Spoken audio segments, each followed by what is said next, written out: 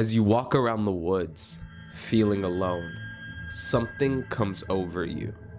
A primal sense of dread. That feeling of being watched. As you look around, you see nothing, but it's there. A smell of death comes over you, and you begin to hear a low growl. Your head darts towards the sound. You turn, and you see a figure. You hadn't seen it before, but now it's clear. It's like you, but different. It sits and stares, motionless. You believe you've locked eyes, but you can't know for sure. You cannot look away, and you slowly back up as terror pours over you. You realize you haven't blinked this entire time, and you try your hardest to fight it, and then it happens. You blink, and when you open your eyes back up, the creature is gone. This is the Bigfoot Hypothesis. A question plagued me of how to follow up our previous video of exposing an internet cult, so I decided I wanted to do something fun, but nevertheless conspiracy-filled. The first half of this video is an in-depth look at the Bigfoot phenomenon. I attempt to take both the skeptic and believer side and present it in a way where you can come up with your own conclusion. I say the first half because that's how this video began, and if that's what you're looking for, this is it, the first half. Though as I researched this topic, a very interesting question occurred, and I decided to dive deeper. So many different conclusions occurred about Bigfoot in the hypothesis of it, leading to an insane second half. But hey, before we get into this is just a short section where I can ask you to subscribe. We're so close to 1,000 subscribers, and I'm so thankful for the growth we had already. Plus, we have all these cool shirts. If you're interested, I'm wearing one right now. They're pretty cool, pretty proud of them. Consider liking, subscribing, and just thank you so much for watching. In case somehow you didn't know, Bigfoot is reported to be a large bipedal ape-like creature that lives in the North American wilderness. As the story goes, the phenomenon began in 1958 when a man named Ray Wallace stomped through his construction site in North California with large foot-shaped stamps, leaving large footprints around. When one of his employees found the footprints, he casted it and sent a letter to a local reporter. This made the front page, which reads as follows: "New Sasquatch found. It's called Bigfoot," seemingly coining the name. Kinda. This is the story you will read with a simple Google search, except there's a few things that don't quite add up. The first of these being that none of Wallace's stamps properly match the original cast. They are actually quite different. But this is a non-factor to the investigation, as are the supposed reported sightings before the stamps were made, before Ray Wallace's encounter. When people attribute the Bigfoot phenomenon to Wallace, they're missing a clear and obvious detail. In the headline itself, it reads, "A new Sasquatch found." This inherently means that the public idea of Bigfoot predates this event. To understand this, we have to look at the origins of the name Sasquatch.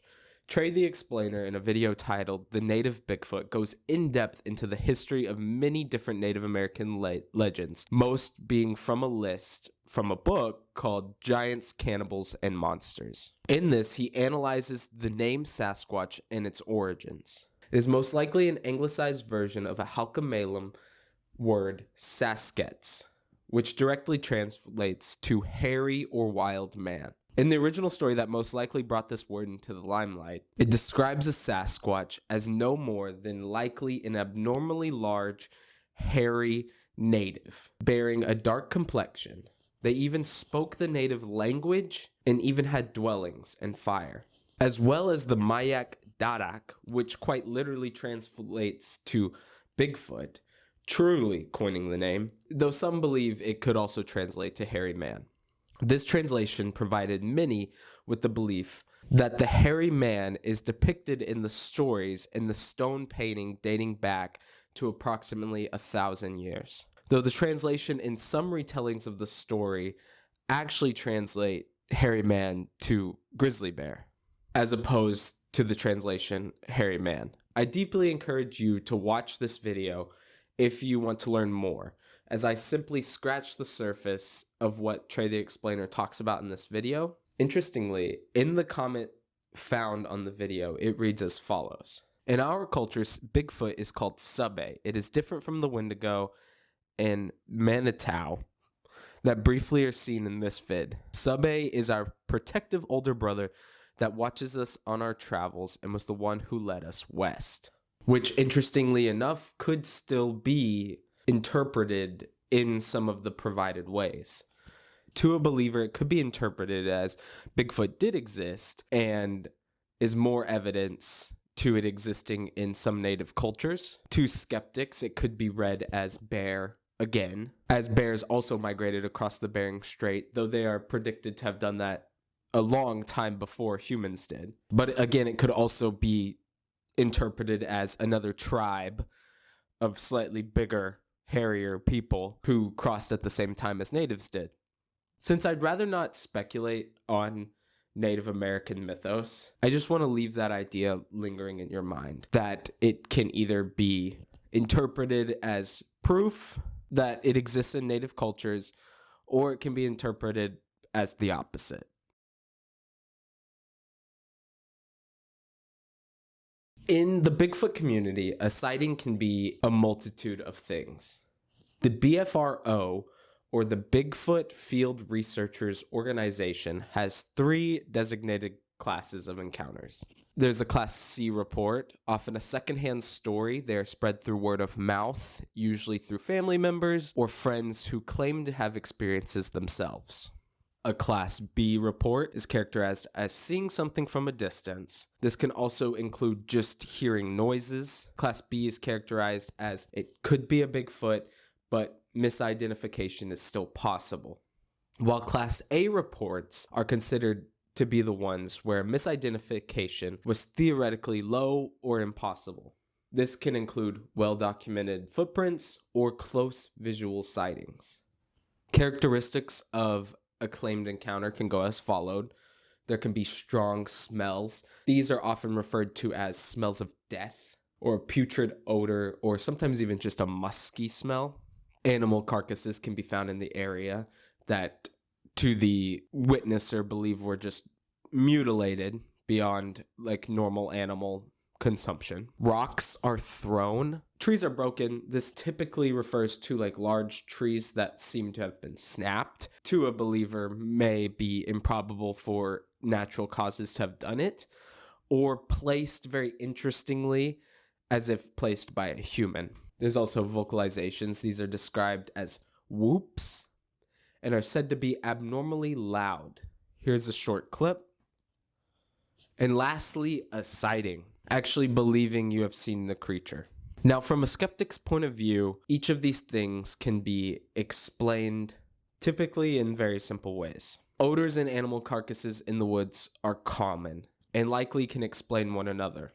Trees break and fall over and shake all the time, as well as humans could always have been the ones who placed them in the abnormal ways. Because if a person made something in the woods and left, snapped a few trees, placed them in a interesting shape, and left, would you ever really know that they did that?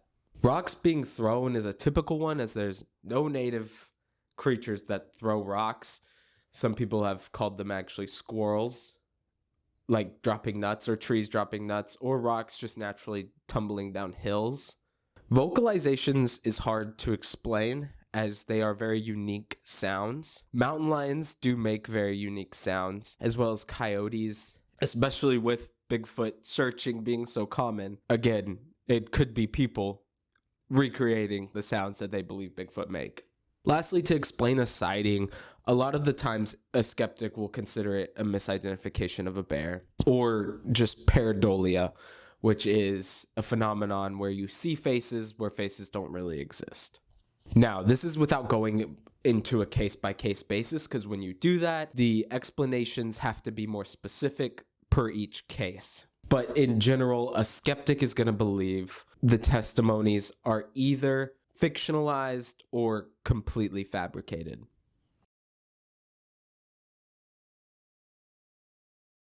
In Indonesia, there's an island called Java. This island is approximately 51,000 square miles, with a population of around 150 million. In 2003, a native tiger known as the Javan tiger was declared extinct. The tiger was around 200 pounds and about 8 feet long. As recent as 2019, a single hair sample of the Javan tiger was found and was reported and confirmed to be from a Javan tiger, meaning at least one specimen still does exist, though no images exist at this time of it. To put this in perspective, the population of California, Washington State, and Oregon is only around 52 million. That's a third of the island of Java. California alone is 3 times the size of the island of Java. Though I'm aware that a majority of Bigfoot habitation does not make up a majority of California, the population map doesn't align with this either, with most of California's population being in the southern or coastal areas. The habitation of Bigfoot is the American Northwest. Washington and Oregon alone are about 150,000 square miles, which is 3 times as big as the Javan Islands and a third of the population. Now, the next part of this video will be the skeptic's point of view. But for now, my question is this. If the tiger could exist in Java, which is a much smaller region with a much larger population, even if the population is also in the coastal regions, like in California, Oregon, Washington, why couldn't a creature similar sized exist in a much bigger region with a lot less people? And a common point of contention on the Bigfoot hypothesis is that there is no physical evidence. The counterclaim being that there is physical evidence of the creature. What I believe skeptics mean by this is there is no convincing physical evidence. There are tons and tons of eyewitness accounts. I mean thousands. And this alone could account for a piece of evidence. But what is interesting is that there is also photographic and video evidence as well. I will avoid the Patterson-Gimlin footage as it is highly contested and very polarizing, but let's look into some of these photographic/video evidences. The Freeman footage. In 1994, a man named Paul Freeman, who was a self-proclaimed Bigfoot researcher, returned to the woods the day after he found tracks in order to document casting them. While he was there, he believes he spots fresh tracks and continues to investigate. As he does, he hears supposed movements in the brush and captures a creature walking across the frame. As the video continues, he tries to follow it, unable to do so, and commentates to himself in the camera about how he has seen them before and it is never when he is with anyone else, only when he is alone, and how the experience was quite frightening for him. Alright, there are 3 911 calls, each of varying degrees of terror. And I know this isn't photographic video, but it is a piece of evidence nonetheless.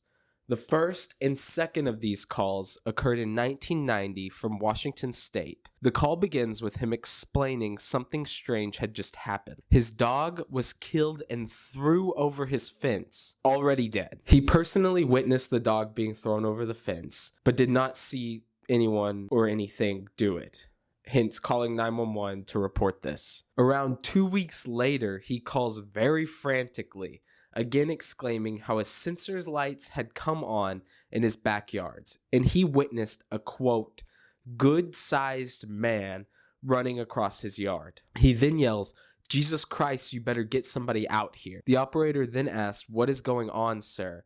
before he says, "That son of a bitch is like 6'9". I don't know. He then explains that he is looking at him and the very large person is looking back at him.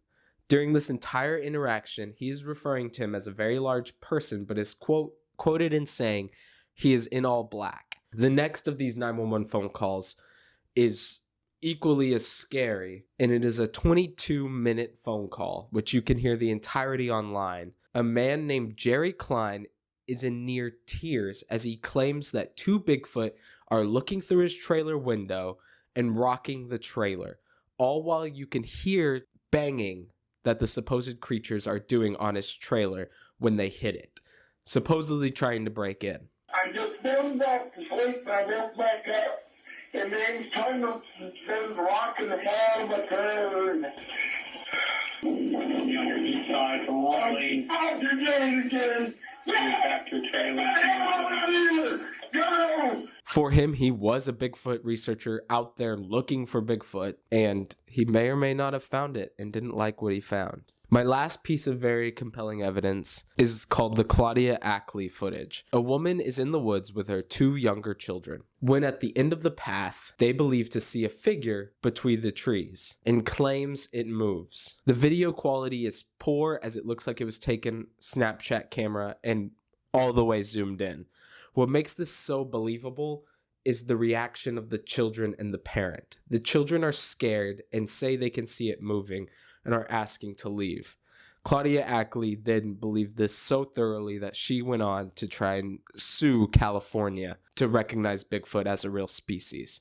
More on that later. Now, the next piece of evidence is the footprints. This is documented, and there are tons and tons of videos and essays of these footprints. Many have come to the conclusion that they are far too elaborate to be hoaxes, claiming that the weight distribution and the shape of the footprints casted are too accurate, with pronounced toe, heel, and a mid-tarsal break that does not exist in human feet.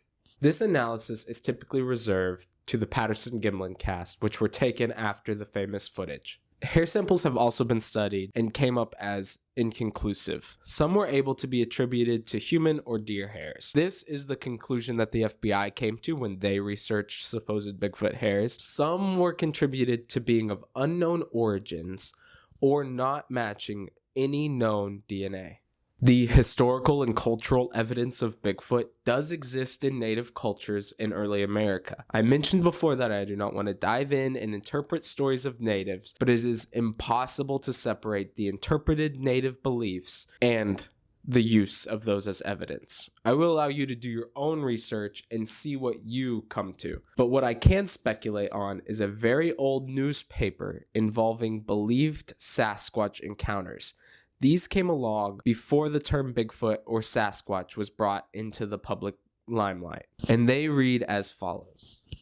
Salem, Oregon Daily Capital Journal reads, on March 25th, 1904, a wild man is reported in the mountains of Coos County. He is described as 7 feet tall, muscular, and unkempt. He has been terrorizing the ranchers and miners until today. They are discussing an organized hunt. He has been shot at twice without effect. He is believed to be an insane prospector of gigantic stature. As well as Salem, Oregon Daily, August 29th, 1899, reads, a wild man, said to be running loose in the pasture near Salem. People living in U Park and Depot Edition have worked up something of an excitement over a wild man in Litchfield's pasture, which lies just south of the Depot Edition. The man was seen several times last week by boys who frequent the pasture, and one boy, Charlie Parker, was scared out of at least 18 months' growth by running across the man in the thick brush while in search of his cow. The boy brought up a few seconds later at the residence of Mr. Van Valkenburg nearby, and his face is said to have shown more different colors than a Nye Creek sunset. A man named Adams, who had been camped near the pastures with a traveling outfit for repairing umbrellas, saw the man and said he thought he had seen the same man before in California. Saturday evening, a lady at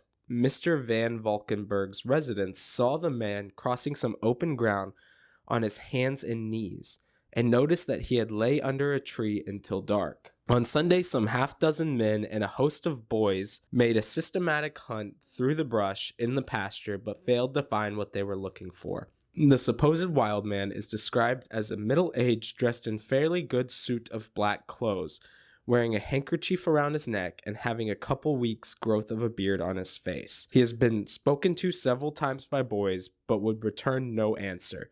usually taking to the brush on hands and knees. It is reported that the same man was seen near Turner for a week or so a short time ago. And there are several more of these reports linked below. And with all of these reasons laid out in front of you, it explains why so many people believe in Bigfoot. But why do most people not?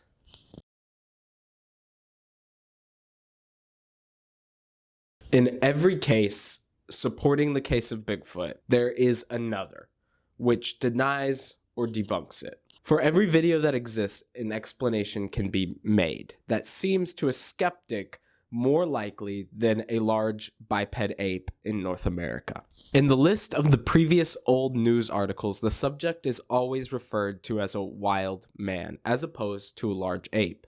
Though this can be explained as Bigfoot as a common name not being used yet, it doesn't change that many of these articles speculate further, saying it is wearing clothes or spoke language, or whose identity was a man who went missing 12 years ago. And this parallels the native interpretation that the Sasquatch was actually a tribe of large hairy men. And if these all predate the phenomenon of Bigfoot, this would make sense, as the idea of a large bipedal ape didn't necessarily exist yet, meaning the idea hadn't been planted in the heads of the public, which could imply one of two things: that these really were just wild men in a time where it was more feasible, or that a large ape wasn't in the imaginations of people yet, meaning that the only thing they could call it was a wild man. Either way, these reports could be considered inconclusive, as well as the inherent dilemma with footage. If the footage is bad and grainy,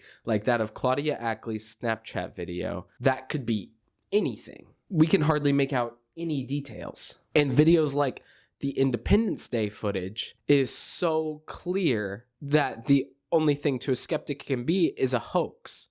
And that's not without reason either. I mean, even the Bigfoot community's crowned jewel of Bigfoot footage, the Patterson-Gimlin film, is plagued with controversy due to someone claiming they wore the suit. And the Javan tiger analogy I brought up earlier still can't fully parallel for one reason. The tiger was a well-documented species hunted and killed to near complete extinction, whereas the Bigfoot supposedly never has. This implies to nearly all animals that have been believed to be extinct. Before they were extinct, they were documented. And this is me not considering the elusive Saola of Vietnam, just simply due to how more rugged and unnavigable the terrain is. It also seems like an unfair comparison, and some have actually been captured before. Meaning, to our knowledge, there's no creature that we haven't captured or killed before that could still exist, or is just very well hidden. But, I mean, that goes without saying. But again, that doesn't apply to Bigfoot, as many people have seen Bigfoot, but there is no physical specimen that's been killed or captured, just meaning the comparison isn't one-to-one and entirely fair. Typically, a skeptic will claim that sightings and encounters are one of two things: a bear or a complete lie. When you look at maps of bear habitation, they correspond closely to Bigfoot, though this can be seen as proof that a large mammal can live in the area. It can also be seen as making it more likely to cause a misidentification. Lastly, a skeptic must assume that Bigfoot tracks are faked or just coincidences. And as for the aforementioned hair samples, well, in the results that came back as not matching any known animal, it's most likely for the reason that the samples were corrupted and they could not ascertain a match from the corrupted samples. In conclusion, to the skeptic side of the story, it is a matter of how could this exist and we not know. In life, the simplest answers often are correct, and this is evoked by the fact that if there's a creature that truly existed, how come we don't have a body or a live specimen? For a population to exist, a certain number of individuals would have to exist. If this creature was so rare, that would imply that a breeding population couldn't exist. And if it weren't, then how have they not been captured or killed? To some, it just doesn't make sense.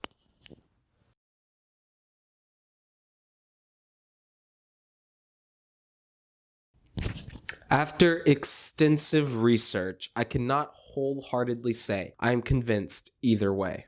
A typical believer would write this up to me not being an experiencer, and a skeptic would call this a bias or a want to believe in something grander. From my analysis, the points I found most compelling to the existence of a Sasquatch is the sheer number of witness testimonies. I have to lean on the side of the believer in the fact that these witnesses have nearly nothing to gain by telling their stories.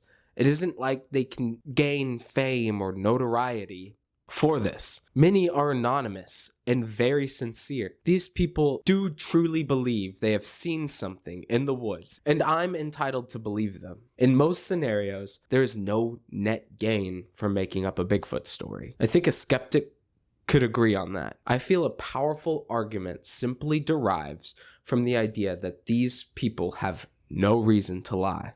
As for the live capture or killing of one, I think that it would go without saying that if these creatures were to exist, they would have to become very adept to avoid human contact. There are stories of natives supposedly going to war with what some interpreters consider could be Bigfoot. Again, highly contested here, but this gives them a strong case to want to avoid contact with the human population. A problem does exist about finding a body or remains, but I'd argue that the creature is so rare and most likely would have a longer lifespan, which is typical of large mammals. And I want to propose the question: if someone had found random bones in the woods, could you sincerely say that you would bring them back to get them tested? No. Why would you? And as for the phone video, it truly does make sense why so much of the footage is bad or grainy. According to a study, the most popular phone model is the iPhone 15, currently in the US, and it zoomed all the way in is still only like a 3x zoom. And I think you can just test this yourself and realize it's a pretty poignant point. As well as the fact I feel a mass majority of people don't spend a lot of time in the woods or even have the chance to encounter. According to camping statistics of last year, only about 1 in 4 Americans went camping, spending less on average than 7 nights a year camping. Ask yourself, in your entire life, how much of it have you spent in the woods? Let alone in possible Bigfoot habitation. How many people have seen a bear in nature before? And I know it's not fair to make this claim that you only don't believe because you haven't seen it, because it implies faith. But the people who do spend the most times in the woods in these areas are the people who say they have had an encounter, right? And at the end of the day, I know nothing will ever convince everyone that they exist until one is captured, which in itself is a monumental task for the average man. Alright, this is where the video changes. I'm attempting to answer the insurmountable question of where are the Sasquatches? The mass majority of believers, to make this clear, will simply answer in the woods. But some vocal few have answers too, and I have dove deep into the dark, uncharted waters of the Sasquatch phenomenon. And this takes me to many places, other dimensions, men in black, and giants of biblical origins. So put on your sunglasses and let's look into these hypotheses. Alright, hypothesis 1, pretty self-explanatory. And it's that if these creatures existed, they are either extinct or so close to it that it's going to be like practically impossible to save. And since in this section we're moving away from fact and more into like fiction, here's a story, and this is how it goes. In 1855, in eastern Oklahoma, food was being stolen every night in a Choctaw settlement. This eventually ramped up into women being stolen and children. After this, the men of the settlement mounted up and went into the forest to track down whoever the assailants were, in which they come across Bigfoot and proceed to kill the family of Bigfoot, which was about 3 people, who had supposedly eaten the food and the people. And there's other supposed native stories of Sasquatch killing tribe members or stealing tribe members and the tribe members killing these creatures in return. Sorry if I butcher the name. The Tuniit are referred to as strong giants and were hunted to extinction by at least 1500. They are said to have lived in the North American Arctic before the Thule people, and they were wiped out, which is referred to a prehistoric genocide. Now, these people were probably natives, not Bigfoot, but let's just say that there was an apex predator that wasn't opposed to hunting people even, or even just stealing from them. It wouldn't be the first time the human species hunted another species to extinction. It would be far from it. I mean, look at South America. Big apex predator like the Megatherium hunted to extinction by humans. Now, I'm not blaming anybody, but all I'm saying is that if there was this tribe or group or species of creature that were a threat to the people, it wouldn't be impossible, and it would probably even be likely that they were hunted to extinction. And maybe now we just catch a glimpse of a very small remaining population. Now, hypothesis 2, similar note, maybe it really is just wild men, which is the more accurate translation of Sasquatch. And this interpretation of the term Sasquatch is backed up by old retellings in which the Sasquatch have been seen to speak, have dwellings, even start fire. They might have just been a tribe of large, hairy Native Americans that didn't partake in like the larger Native American traditions and were more wild. Now, with that being said, still very possible that they could have been wiped out, hunted to extinction. There might not even be traces of them left. But the idea is that the Sasquatch were just a tribe of Native Americans that were larger, hairier, just like there's a lot of genetic diversity in all kinds of people. And if they still exist, they exist in small groups around North America, while most of them have probably been integrated into society. This could be why they're so seemingly intelligent, why they can speak, they can avoid all cameras and all people. It's because it is human beings who are actively seeking to hide from the population and only get caught glimpse of. They might wear animal fur, they might just hide completely, and it's like a hidden tribe in the Americas of these people who have just grown to avoid all human contact.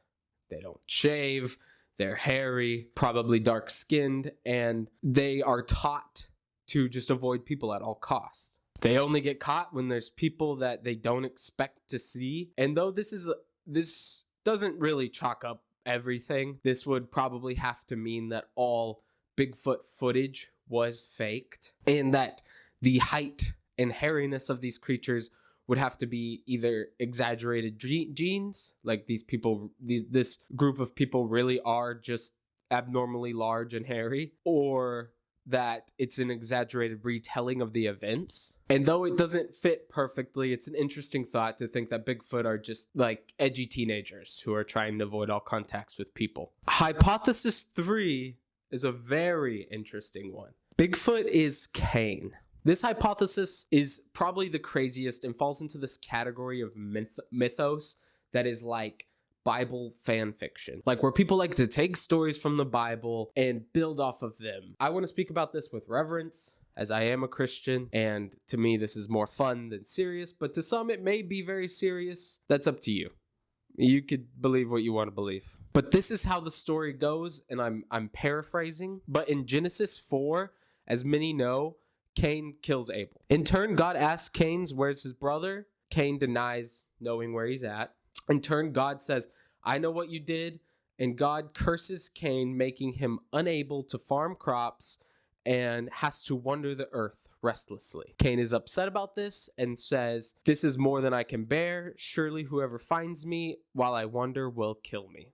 And God says, now quoting, not so. Anyone who kills Cain will suffer vengeance 7 times over. Then the Lord put a mark on Cain so that no one who found him would kill him. So after Cain killed his brother, God cursed him to wander the earth forever, unable to be killed, as well as giving him a mark. So the theory is that Cain's mark was hair all over his body. In the next passage, it does go on to state that Cain has children with his wife and they have children of their own, but I'm not sure where that falls into the Bigfoot hypothesis. But this is followed up by a Mormon letter written by a Mormon apostle named David W. Patton, who was living in Tennessee, where he writes the letter to President Joseph F. Smith, which reads, "As I was riding along the road on my mule, I suddenly noticed a very strange personage walking beside me. He walked along beside me for about 2 miles. His head was about even with my shoulders as I sat in the saddle. He wore no clothing but was covered with hair. His skin was very dark. I asked him where he dwelt, and he replied that he had no home, that he was a wanderer in the earth and traveled to and fro. He said he was a very miserable creature, that he had earnestly sought death during his sojourn upon the earth, but that he could not die, and his mission was to destroy the souls of men. About the time he expressed himself thus, I rebuked him in the name of the Lord Jesus Christ and by virtue of the holy priesthood, and commanded him to go hence. He then immediately departed out of my sight. When he left me, I found myself near your house." So this seemingly historical sighting, who was interpreted as Cain in the visage of a Sasquatch, this is how people came to this conclusion. Interestingly enough, I feel like this is more pretty good evidence for the Bigfoot camp, but it just has a religious twist to it. But it still follows all these Bigfoot MOs, where if you have a direct encounter with a Bigfoot, they're tall, hairy, dark-skinned, and they speak. Very interesting thought there. That is seemingly a lot of these accounts involve a Bigfoot talking, but that's just a side rant. In all, this is why some people believe Bigfoot to be Cain, and maybe he had children, and these are the other Sasquatch, which could maybe also explain why Patty has breasts in the famous Patterson-Gimlin film, because honestly, no apes have breasts, no mammals have permanent breasts except human females. I mean, I guess that would make more sense. Also, why no one has ever killed a Sasquatch. Because they can't be killed. Alright, hypothesis 4 is what I'm most interested in, but unfortunately it's what I can spend the least time talking about. Because this video is so long, but this is more up my alley, and it's the cover-up. It's what really started me down this hypothesis rabbit hole. These encounters of people who have supposedly killed a Sasquatch, seen a Sasquatch, then are followed up with meetings with the Men in Black. But to evoke Occam's razor again, which implies that the simplest answer is typically the most accurate, what is more likely? That these thousands of people who claim to see a Sasquatch every year are lying or wrong about what they saw, or that there's a much smaller group of people who are tasked with hiding the truth from the public. Now, the difficulty arrives in what these people would gain from hiding a large biped ape from the general public, but it does fall into 3 main ideas of why or who is hiding this. 1, some people believe it is the Christians. Some people think that Bigfoot would prove the existence of evolution and that it is the missing link between ape and people. Just right off the bat, I don't think this one makes much sense. Mostly because I do think a lot of Christians believe in evolution. I know that most Christians believe that God created human, so if this was the missing link, that would somehow maybe cause issues. But the missing link couldn't exist at the same time as people because it would have theoretically evolved into people. That's not really how evolution works. So I just think this theory doesn't hold much weight at all. Another belief is that it's big logging. This is because that Bigfoot habitation is obviously the forests of North America. Big logging needs these forests. And if this was a real animal that exists, it would have to be very, very close to extinction, very rare, which then in turn would protect its habitation if it was proven to be true, henceforth possibly ruining logging in America. This one, again, it just doesn't hold much weight. Logging isn't like a big export for America. It isn't like a big money thing. It makes billions per year, but as opposed to many, many other things, it just doesn't make enough money probably to have the power to pull off something this big. It's like the hiding of it might be a more expensive endeavor than it's even worth. And last is the Men in Black, a secret government organization which is tasked with hiding Bigfoot and all other supernatural phenomenon from the general public. This is probably the most interesting one to me, but this video is long. I don't have a lot of time to talk about this one specifically. It should probably be a video on its own, so if you're interested in that, we could definitely do that in the future. Just let me know in the comments. But a problem with this is a lot of people don't consider Bigfoot to be a supernatural being, though there are some people that do. But what I propose is that if the general public found out that Bigfoot existed, what could that mean about everything else, you know? I think like the idea that Bigfoot could be the gateway drug into all these other things, like, hey, if this exists, what if this exists, etc., like a domino effect. That's the only reason that I could argue, which would be kind of true. I mean, if we've spent all this time saying that Bigfoot didn't exist and then all of a sudden we're wrong, I think that it could have interesting consequences. And that could be something that the government is scared of. There's not a lot of like necessarily proving this. There are people who have told that they've killed a Bigfoot or they've encountered a Bigfoot and then they are met with like these Men in Black. As for like physical evidence, hard to come across. I tried to email some of these people who supposedly had this Men in Black experience. Nobody got back to me. It's fine. Maybe we could talk about this more in a future video. All right, hypothesis 5 is the supernatural. That Bigfoot is part of the supernatural. And I want to start this section with a video that was pretty interesting. In this video, a few people are staring at some broken trees. They believe that it must have been a Bigfoot that done this. It was the only thing that could do it. And as they're staring, thinking it was Bigfoot, one of the people say, "Hey, did you see that run away?" In which the camera seemingly captures an invisible figure running off. And you can see the disruption of the figure in the video, but the people there supposedly had seen a Bigfoot stand up and run off. And as they put it, they believe that the Bigfoot has this predator-like ability to hide from cameras, like the entity from Predator. And that is their quote. They are the ones saying that. And the hypothesis exists mainly to explain all of the elusiveness of the Bigfoot. Like how it can't be killed, it can't be captured, footage is always bad of it, typically, how it avoids cameras, sightings are so rare, just all of these things. Now, I don't hate this supernatural idea by any means, but when I start hearing these like faux science like ideas about what's going on here, like Bigfoot is dark matter and dark energy or a new kind of matter that we don't understand, it really like kind of ruins the idea of supernatural. It sounds exactly like what those Alatra people were talking about in the last episode. And it just kind of bugs me when these do your own research people come to these conclusions, because I do believe that supernatural is beyond matter or science, right? That's kind of the whole point. It's something just one step further. But anyways, that's just a little side tangent that I was getting into. But a lot of these people think that Bigfoot can transport to other parallel realities. They believe that Bigfoot is connected to like the light orb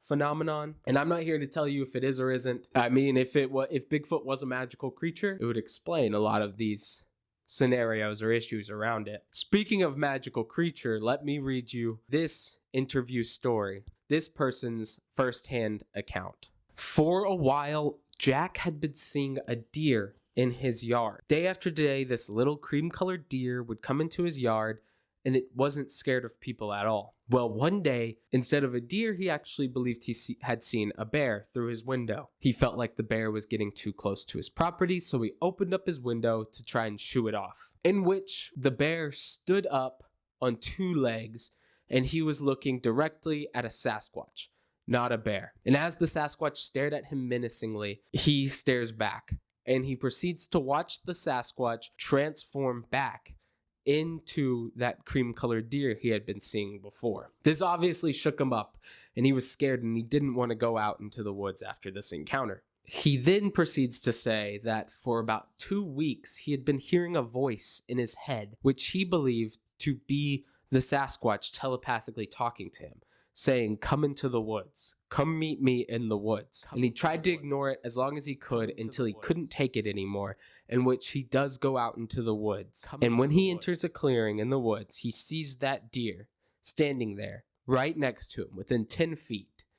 And he proceeds to, as he put it, mind speak back into the deer. "I am not a threat to you. I want to coexist. I will not harm you or anything." In which, after he's begging this deer to not hurt him, the deer proceeds to then walk off into the woods, never to be seen again by Jack. For maybe a last hypothesis here, Jack, I do not believe you came in contact with a Bigfoot there. That to me sounds like a skinwalker. And maybe that's what all cryptids are. Who knows? Maybe there's another hypothesis here that all of these cryptids are actually just, But anyways, after saying the forbidden word, I'll wrap this up. This has been a long one. I hope you enjoyed it. It's been a fun one. It did take longer to produce than expected.